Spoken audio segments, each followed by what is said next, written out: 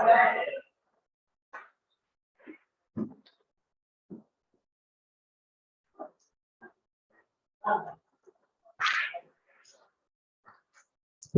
afternoon, students.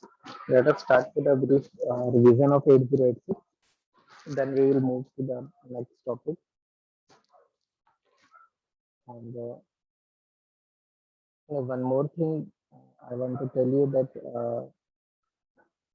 today I'm taking surprise quiz also. So it will be assigned on Google Classroom.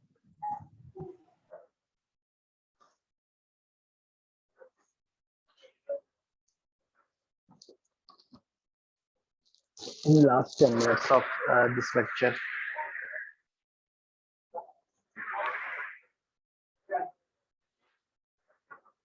And surprise quiz का आप लोगों को पता है कि it is now subjective type. तो क्वेश्चंस जो है वो सब्जेक्टिव टाइप के होंगे. एक क्वेश्चन ही आपको करना है. हैंड रिटन नोट्स होने चाहिए. आप अपनी कॉपी पर जो है प्रॉपरली हेडिंग डालेंगे. ऊपर कॉर्नर पे अपना नेम मेंशन करेंगे और जो भी क्वेश्चन है उस क्वेश्चन का आंसर लिखेंगे और इसको पीडीएफ में गूगल क्लासरूम पे ही अपलोड कर देंगे. और जैसे ट्यूटोरियल शीट में करते हैं सिंगल पीडीएफ अपलोड करिएगा अगर आपका आंसर एक पेज से ज्यादा का है तो.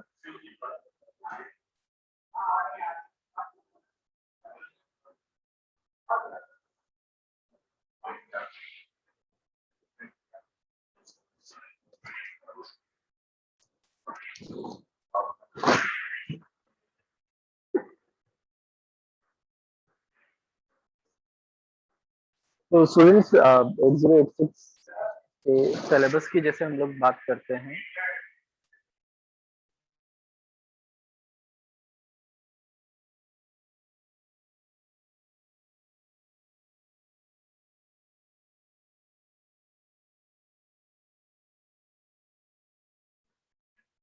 तो सिलेबस की जैसे बात करते हैं 8086 में तो काफी कुछ हम लोग स्टडी कर चुके हैं बट जो रिमेनिंग पार्ट है that is addressing modes of 8086 the most important thing and then फिर we will go for instructions of 8086. तो मेन ये दो टॉपिक्स आप लोगों के जो है वो रिमेनिंग है.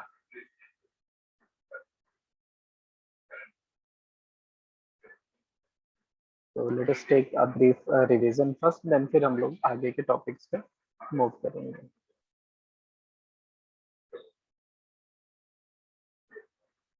And just inform other students also for the surprise quiz. Lecture के जस्ट बाद हम सरप्राइज क्विज आप लोगों को गूगल क्लासरूम पे शेड्यूल कर देंगे, अलॉट कर देंगे एंड आप लोग इसको अटेंड कर लीजिएगा. बिकॉज टिल नाउ 23 स्टूडेंट्स ने ज्वाइन किया है क्लास, तो रेस्ट स्टूडेंट्स को आप लोग इन्फॉर्म कर दीजिएगा.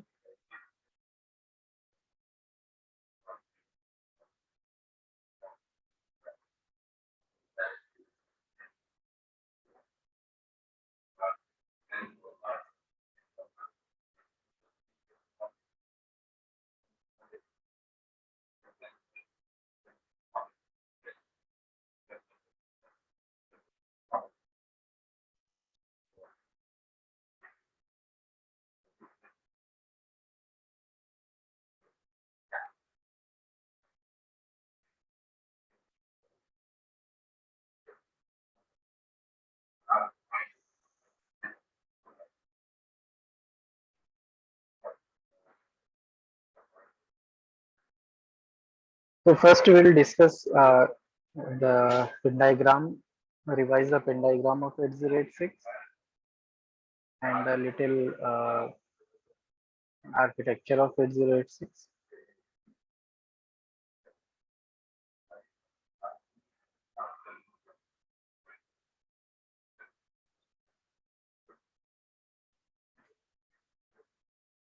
So as we already discussed that most of the pins of 8086 microprocessor are same as 8085. So it is a benefit while studying 8086 that you need to study only those parts which are not in 8085. So that is why ये unit थोड़ा सा compress हो जाती है, थोड़े से इसके ये कह सकते हैं कि टॉपिक्स कम हो जाते हैं, but because it is an advance processor compared to 8085, so there are some extra features in 8086, and that is why there are some topics also included in 8086 which are not in 8085. तो almost जो ये कह सकते हैं gravity है दोनों units की, वो ऑलमोस्ट इक्वल हो जाती है.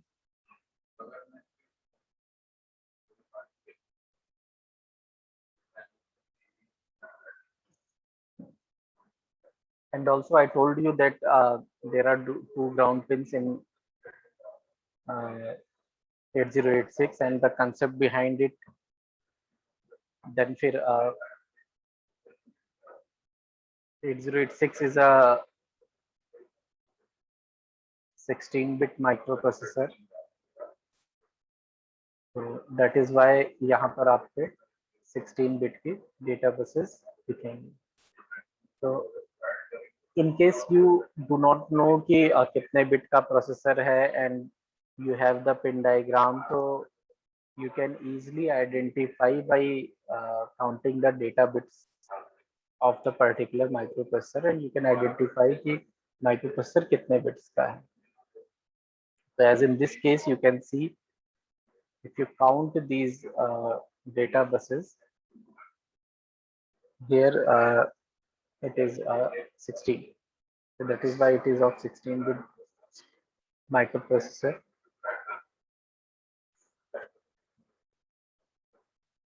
And also this is the reason कि 8086 is having most of the all of the registers of 16-bit storage. So it can store 16-bit data, it can operate on 16-bit data.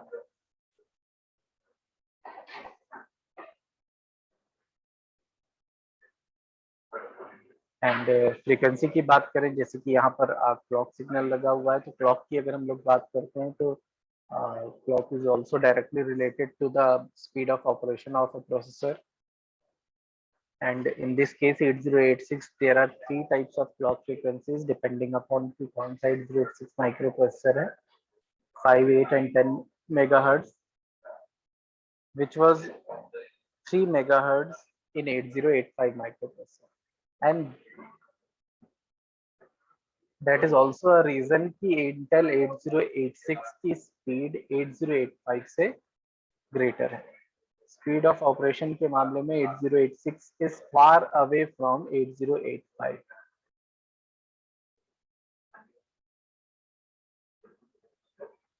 तो एक point तो हमने ये देख लिया, speed of operation 8086 की speed greater है.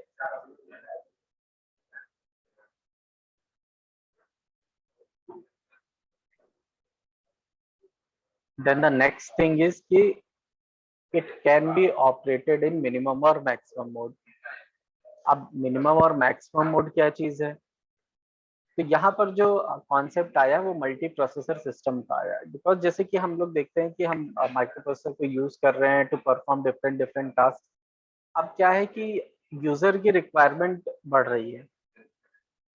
ही थॉट कि एक टाइम पर एक ही ऑपरेशन हो रहा है, एक ही काम कर पा रहे हैं, क्यों ना कुछ ऐसा किया जाए सो दैट कि हम एक ही टाइम पर जो है एक से ज्यादा टास्क परफॉर्म कर लें. दैट इज वाई कि 8086 को जब डिजाइन किया गया तो इसको कुछ इस तरह से बनाया गया कि इसकी कंपैटिबिलिटी ऐसी रहे कि हम एक से ज्यादा प्रोसेसर्स को एक ही सिस्टम में अटैच कर सकें. अब क्या हुआ, हमने क्लॉक बढ़ाई, क्लॉक की वजह से तो स्पीड बढ़ी, बट हमने क्या किया, हमने अब प्रोसेसर को इतना कंपैटिबल बना दिया है कि ये एक से ज्यादा प्रोसेसर्स के साथ भी वर्क कर सके. बिकॉज इन प्रीवियस केसेस क्या था कि all the controls are given to microprocessor, जितनी भी बसेस वगैरह थी सारा कंट्रोल माइक्रोप्रोसेसर के पास था. And the only microprocessor can perform all the things which is connected to a computer. But in this case क्या है कि जो कंट्रोल है वो डायरेक्टली प्रोसेसर को नहीं दिया गया है. It is given to a particular microprocessor when it require when there is a requirement in that particular microprocessor, then only जो बसेस का कंट्रोल है वो प्रोसेसर को दिया जाता है, which is ultimately giving a higher speed of operation.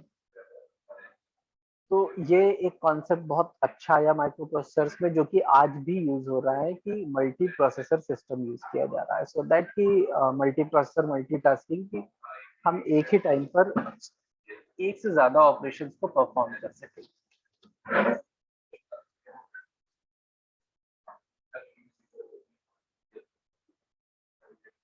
And ये चीज हम लोग आज भी जो है जो प्रोसेसर्स हैं, जो जितने भी इलेक्ट्रॉनिक डिवाइसेस हैं, उनमें भी देख सकते हैं कि एक से ज्यादा प्रोसेसर्स भी यूज किए जाते हैं whenever we require a higher speed of operation. तो दो काम करते हैं, आइदर हम फ्रीक्वेंसी प्रोसेसर की बढ़ाते हैं और हम more than one processor use करते हैं, या दोनों यूज करते हैं. बट ड्यू टू दिस क्या होता है कि जब टेक्नोलॉजीज हम इस तरह की यूज करते हैं तो कॉस्ट इंक्रीज होती है.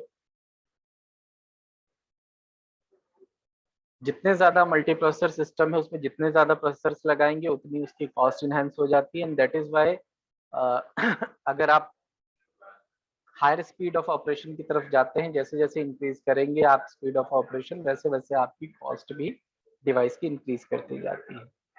और इस चीज को आप इजीली वेरीफाई कर सकते हैं by checking the specifications of either any computer system और mobile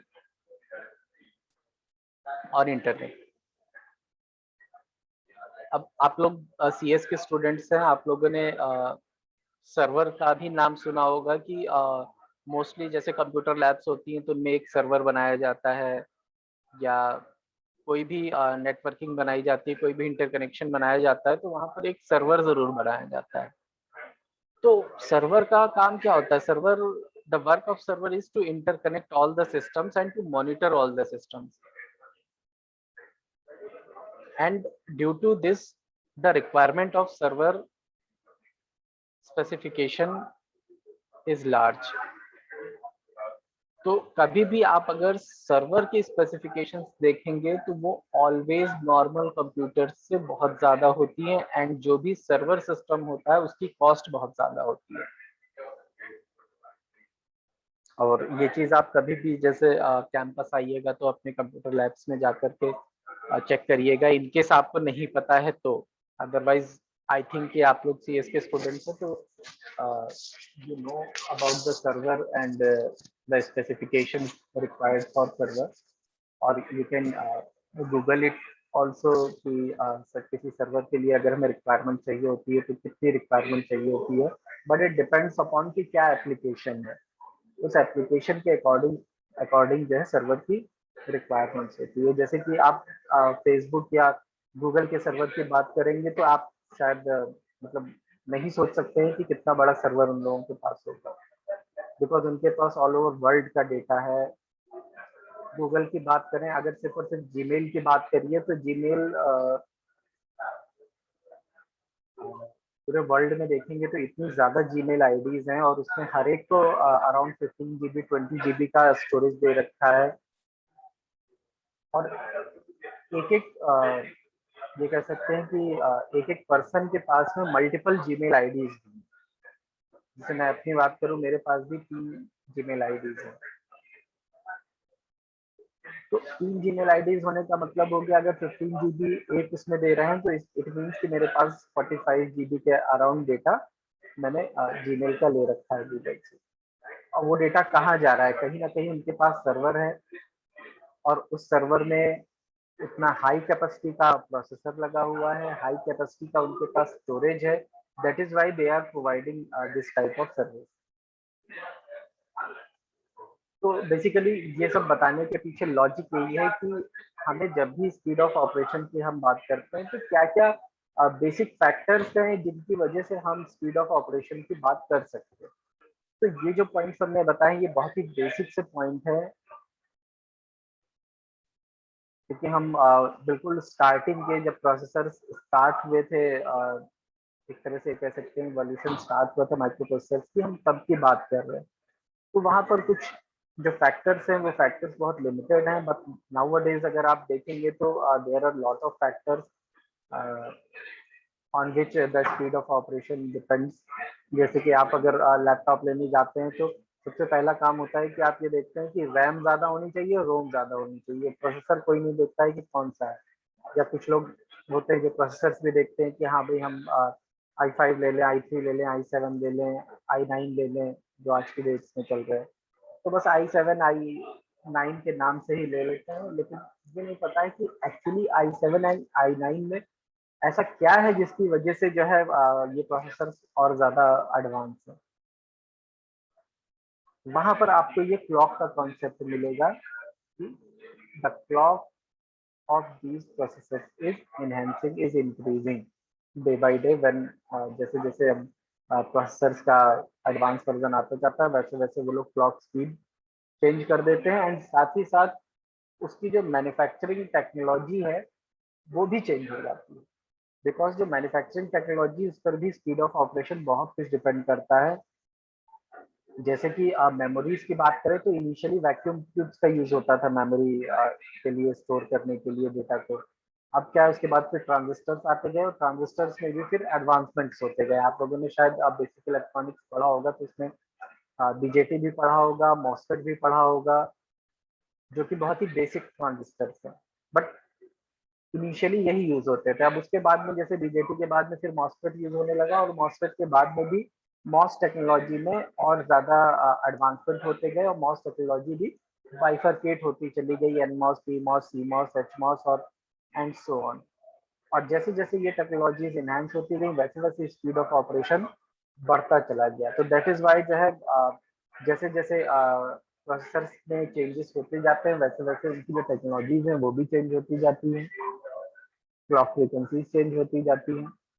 and multi processor and multitasking तो आजकल बहुत ही नॉर्मल बात हो गई है, फोन में भी मल्टीपल विंडोज का कॉन्सेप्ट है, तो आप मल्टीटास्किंग भी कर सकते हैं।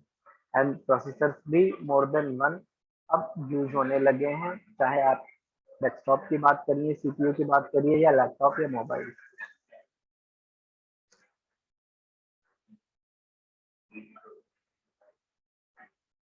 तो let us continue 8086।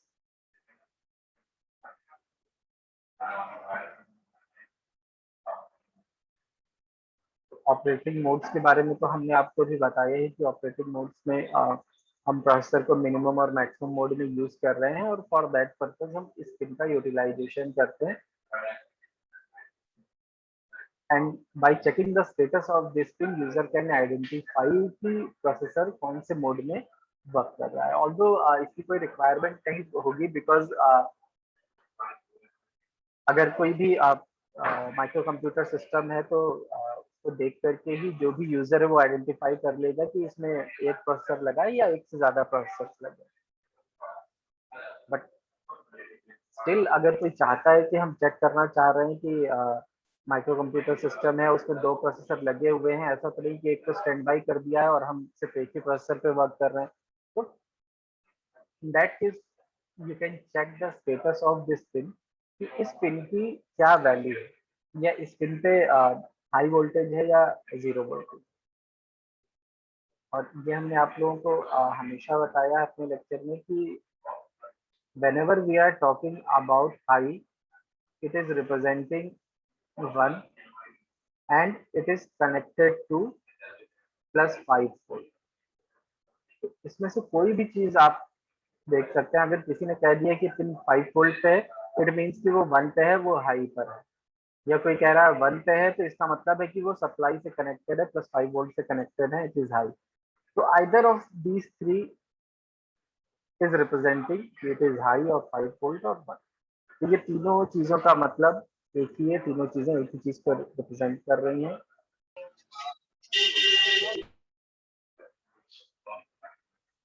and it is working in minimum mode whenever it is connected to +5. And the same thing,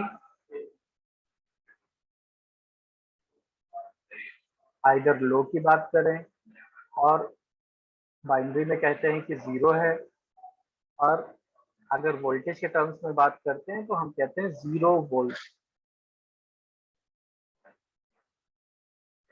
means ये ग्राउंड से कनेक्टेड है।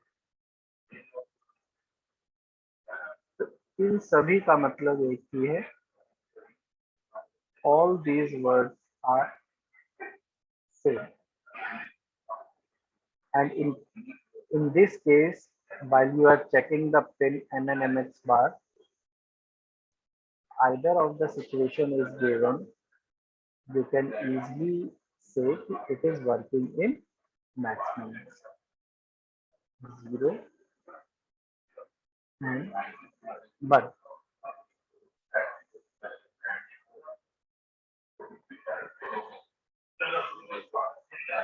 And some of the pins are associated with this mode only.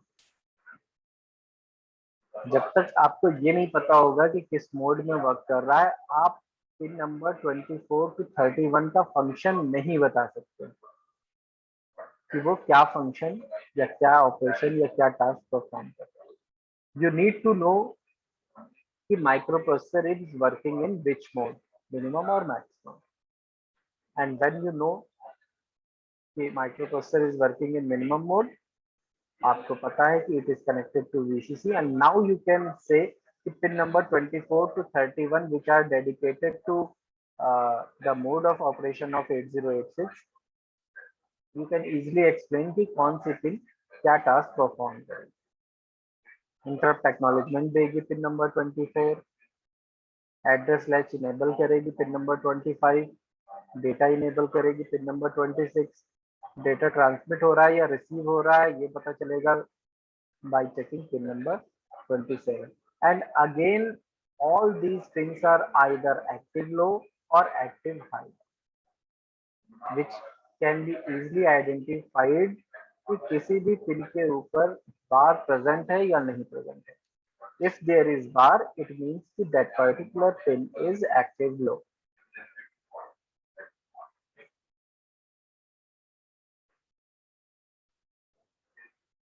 If there is no bar, like you can see कि ALE pin है, so this pin is active high. And what does it mean कि active low क्या है, active high क्या है? It means अगर हम active low की बात कर रहे हैं, इट मीन्स कि when it is connected to 0 means this situation, then this pin is working as per description. Means अगर इसको इंटरप्ट एक्नॉलेजमेंट भेजना है तो जब ये 0 से कनेक्टेड होगी, only in that situation it is sending an interrupt acknowledgement. If it is connected to 1, then it means कि there is no acknowledgement send regarding interrupt. And similarly active high के लिए कि when the pin is 1 or you can say high, then this task is being performed.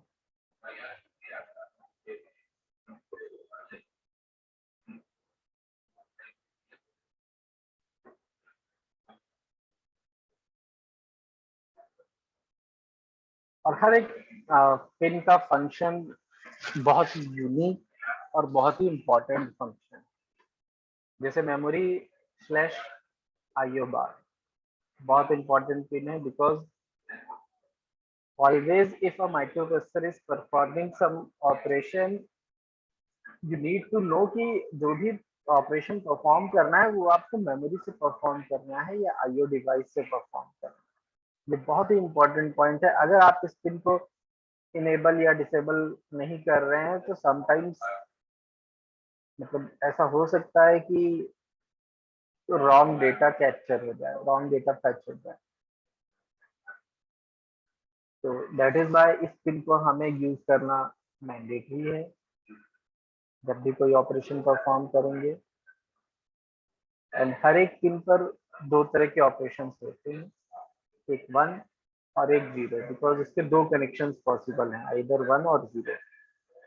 तो अगर कोई भी operation हम alternate way में यूज कर सकते हैं तो हम इस तरह का यूटिलाइजेशन करते हैं, जैसे कि मेमोरी और आईओ के लिए करते हैं। बिकॉज जब भी मेमोरी एंड आईओ की बात करते हैं, मैं आपको पहले भी बताया है कि either of these two can be used. या तो मेमोरी का यूटिलाइजेशन हो रहा होगा या तो आईओ डिवाइस का हो रहा होगा। एट अ टाइम एक ही ऑपरेशन परफॉर्म हो सकता है, एक ही डिवाइस से ऑपरेशन परफॉर्म हो सकता है।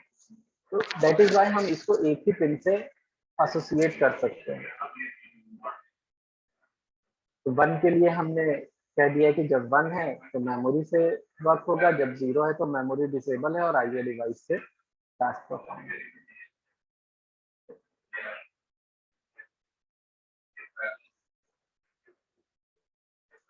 ऐसे ही डेटा ट्रांसमिट और रिसीव भी आइदर ट्रांसमिट हो रहा होगा और रिसीव हो रहा होगा, तो हम इस पिन को इसके अकॉर्डिंग यूज कर सकते हैं। सिमिलरली बाकी पिन्स भी हैं। HLDA होल्ड DMA के लिए है, राइट पिन राइटिंग ऑपरेशन के लिए है, and all these descriptions of pin number 24 to 31 changes when the mode of operation change। Maximum mode में है तो पिन्स का जो ऑपरेशन है चेंज हो गया। Now it is showing the status, it is used for status purpose.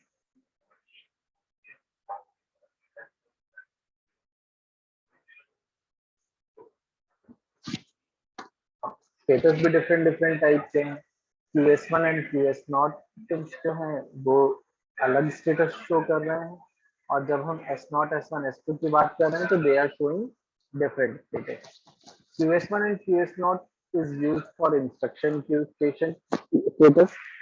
जो हम लोगों की इंस्ट्रक्शंस हैं उनको यहाँ पर हमने एक इंस्ट्रक्शन क्यू रजिस्टर भी यूज किया हुआ है, तो वहां से हम ये देखते हैं कि इंस्ट्रक्शन की जो क्यू है उसका क्या स्टेटस है। ऐसे ही स्टेटस सिग्नल्स हैं जो कि माइक्रोप्रोसेसर के स्टेटस को शो कर रहे हैं। बाय चेकिंग द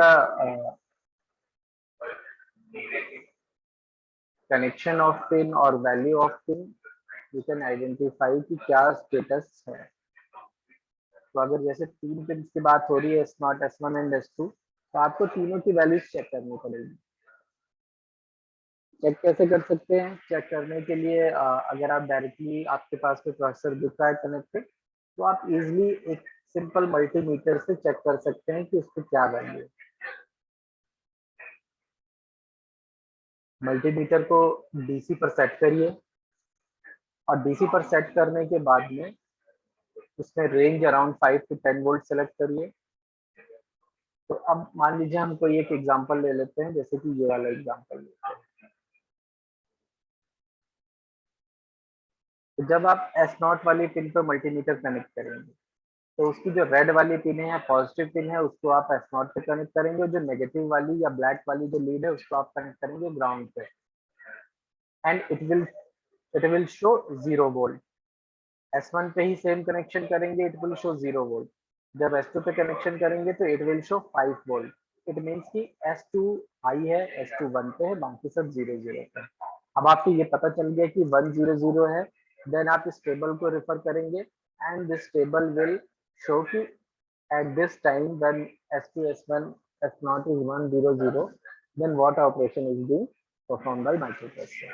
तो ऑपरेशन क्या परफॉर्म हो रहा है? ऑपकोड टच ऑपरेशन परफॉर्म हो रहा है।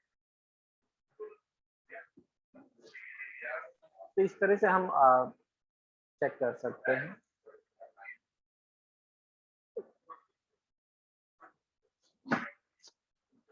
एंड यहाँ पर स्टेटस के लिए हम each and every time multimeter का यूज नहीं कर सकते हैं। तो हम लोग क्या करेंगे कि हम लोग यहाँ पर एक सिंपल सा सर्किट डिजाइन करते हैं और उसके थ्रू चेक कर लेते हैं। सर्किट क्या डिजाइन करते हैं? जैसे कि हमारे पास में एक पिन हो गई S2, एक हो गई S1, एक हो गई S0।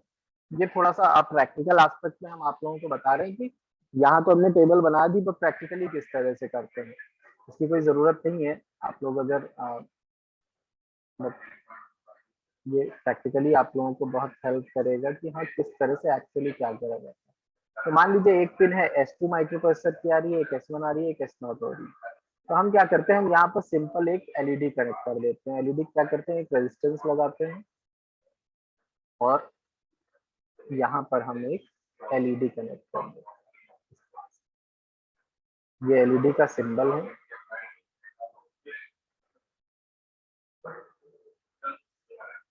और उसके बाद में इसको ग्राउंड से कनेक्ट कर देते हैं। इसी तरह से बाकी के तीनों में भी कर देते हैं।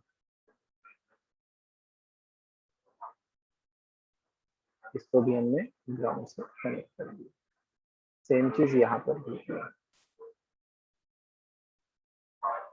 हम एलईडी का ही कनेक्शन कर रहे हैं। नॉर्मली ये डायोड है, अगर इसमें हम एरो लगा देते हैं तो it becomes the symbol of LED. LEDs आपने देखी होंगी, बहुत छोटी छोटी होती है, रिमोट पे, सेट टॉप बॉक्स पे, टीवी पे या बहुत सारे डिवाइसेस पे आप लोगों ने एलईडीज देखी होंगी जो ब्लिंक करती रहती हैं, या दिवाली पे या फंक्शंस में झालरों में आप लोगों ने देखी होंगी।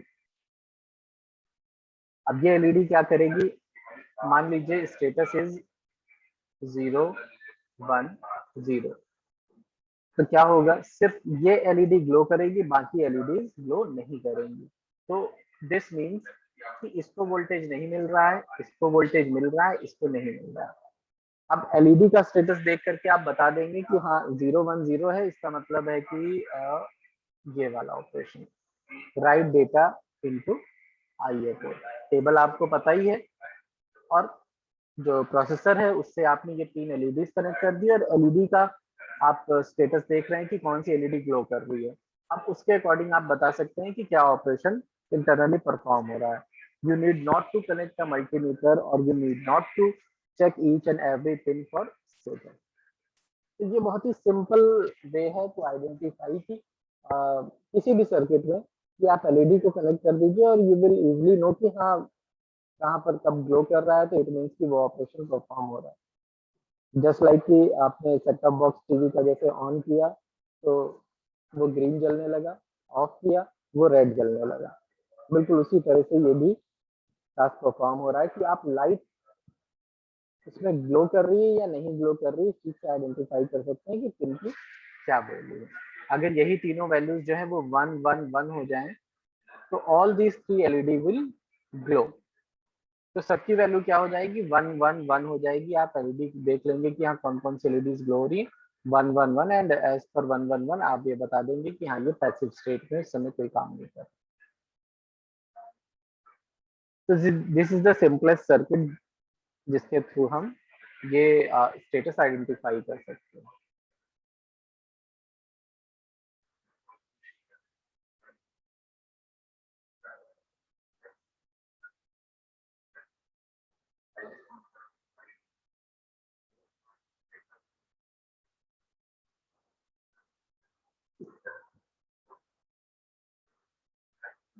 अब इसके बाद में जैसे आर्किटेक्चर की बात करते हैं 8086 के, तो ये तो सभी को अब तक पता चल गया होगा, हमने बहुत बार बताया है कि it is divided into 2 part, bus interface unit and execution unit.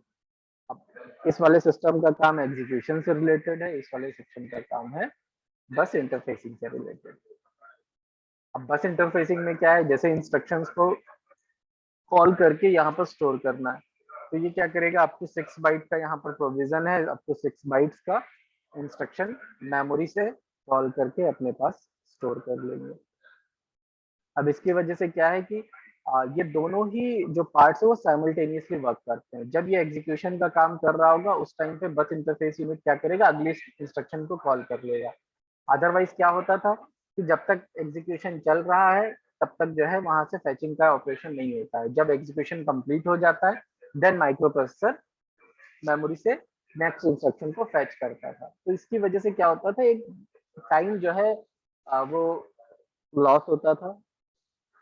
But in this case क्या है कि पैरेलली काम हो रहा है, माइक्रो प्रोसेसर इस चीज के लिए वेट नहीं करता है कि एक इंस्ट्रक्शन खत्म हो जाए तब हम अगले को कॉल करना स्टार्ट करें। ये ऑलरेडी इंस्ट्रक्शंस को कॉल करके अपने पास स्टोर कर लेता है और एक नहीं 6 इंस्ट्रक्शन स्टोर कर लेता है, जिसकी वजह से again speed of operation is enhancing, is increasing.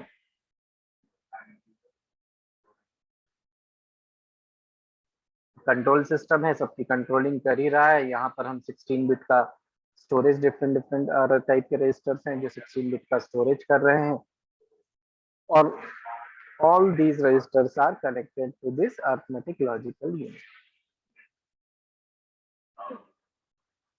Operands हो गए, फ्लैग्स हो गए, ये सब मतलब बाकी तो सब फंक्शंस बिल्कुल प्रीवियस केस की तरह 8085 की तरह ही है।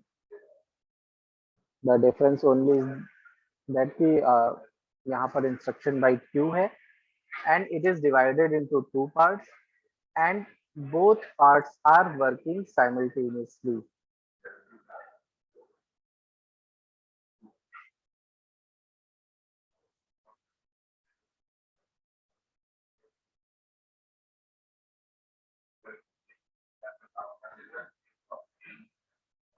स्टूडेंट्स अटेंडेंस हम अभी आप लोग रिज्वाइन करेंगे तब ले लेंगे, तो आप लोग चैट बॉक्स में के लिए मत परेशान होइए, बिकॉज हम कॉल करके अटेंडेंस ले रहे हैं तो हम चैट बॉक्स कभी नहीं देखते हैं कि चैट बॉक्स में किसी की अटेंडेंस है या नहीं है। तो आप लोग ये मत सोचिएगा कि आपने चैट बॉक्स में डाल दिया, कॉल नहीं किया है, रिप्लाई